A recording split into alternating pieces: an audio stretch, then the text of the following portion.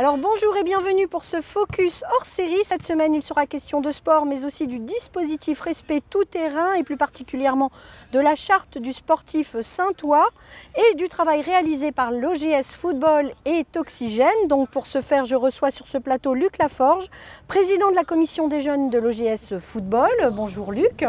Marcel Viane de l'association Toxygène. Bonsoir bonjour. Marcel. Bonjour Laurent. Et Gérald Cormier, adjoint au maire, délégué au sport. Bonjour. Alors, tu travailles beaucoup avec Marcel. Marcel, c'est alors tu agis pour l'association Toxygène auprès des jeunes. C'est important justement de les sensibiliser à tout ce qui peut leur arriver au niveau santé quand ils sont sportifs. Donc, le football c'est très important parce que c'est peut-être le sport le plus populaire où il y a le plus de monde et on commence aussi parfois, très jeune, mais c'est surtout le nombre qui fait là.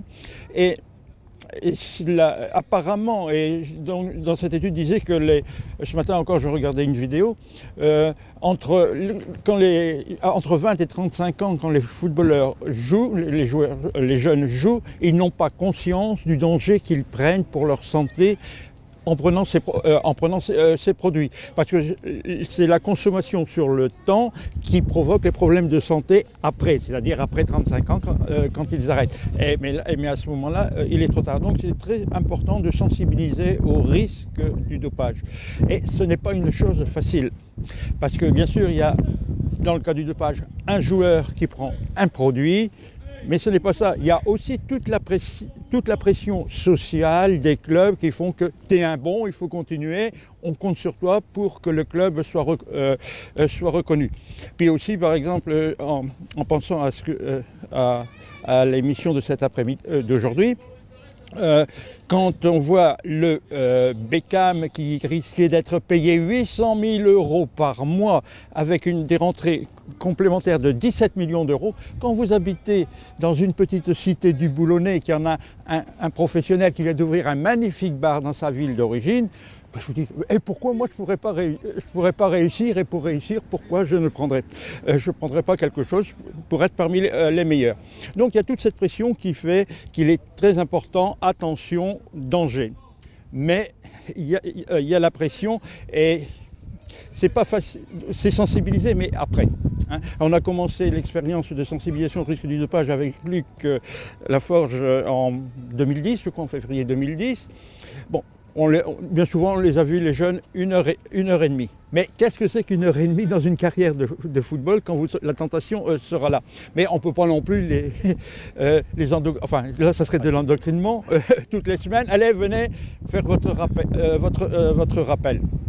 Donc, c'est très important parce que il y a cette liberté par rapport à son comportement. Je le fais parce que ça me fait plaisir. Malheureusement, il y a la société, parce que nous sommes dans une société de ce type-là, elle est addictogène, comme on a dit, et elle pousse à consommer pour avoir de très bons résultats. Alors Marcel, il y a une question que tout le monde peut-être se pose.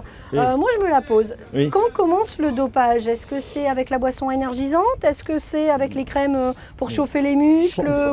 Ou il faut attendre encore un peu non, sans trop donner une dimension dramatique, c'est à partir du moment où vous dites « je pourrais peut-être prendre quelque chose pour être meilleur ». La consommation n'est pas encore là, mais le risque est là. Le dopage, la consommation d'un stimulant, d'un produit psychoactif, elle est là. Bon, c'est pas du dopage, mais ça en a la couleur. Après, bon, c'est pas parce qu'une fois quelqu'un aura essayé, comme pour la toxicomanie, il aura essayé un pétard, qu'il est toxicomane. Bon, quelqu'un dans une équipe, parce qu'il a su, il a entendu qu'en prenant un comprimé de caféine, on aura peut-être de meilleurs résultats, ou un petit coup de ventoline, on aura un peu plus de soupe, mais qui se rend compte que c'est pas ça. Et puis il y a aussi peut-être toute l'éducation des parents qui est là, du milieu. Tu fais une faute, ce n'est pas bien. Il y a aussi un problème, c'est que dans certains pays, il y a des produits qui sont en vente libre, alors qu'en France c'est interdit. Et il y a vraiment une législation qui est un peu bizarre. Voilà.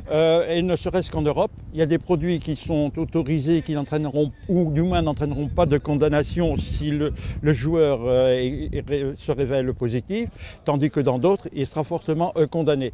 Alors effectivement, pour les esprits les plus jeunes, qui ont envie de tout prix de gagner, pourquoi là-bas et pourquoi pas nous? Bon, c'est un petit peu aussi comme avec le cannabis. Pourquoi en Espagne, pourquoi en Hollande et pas en France? Si eux ils peuvent en Espagne et en Hollande, et ben nous aussi on peut. Et on essaye de l'imposer. Alors effectivement, il faudrait, comme aussi bien pour la consommation du cannabis que pour les produits considérés comme illégaux dans la pratique du sport, eh ben, il y ait une législation uniforme, au moins peut-être, si pas internationalement, c'est peut-être pas facile, mais au moins au niveau de l'Europe, c'est ça. Et il y a eu des réflexions qui ont été faites au niveau du Conseil de l'Europe, mais je ne sais pas si c'est passé dans les faits dans tous les pays, je ne crois pas, puisque comme tu viens de le souligner, il y a des pratiques et des recommandations différentes suivant les pays. Alors,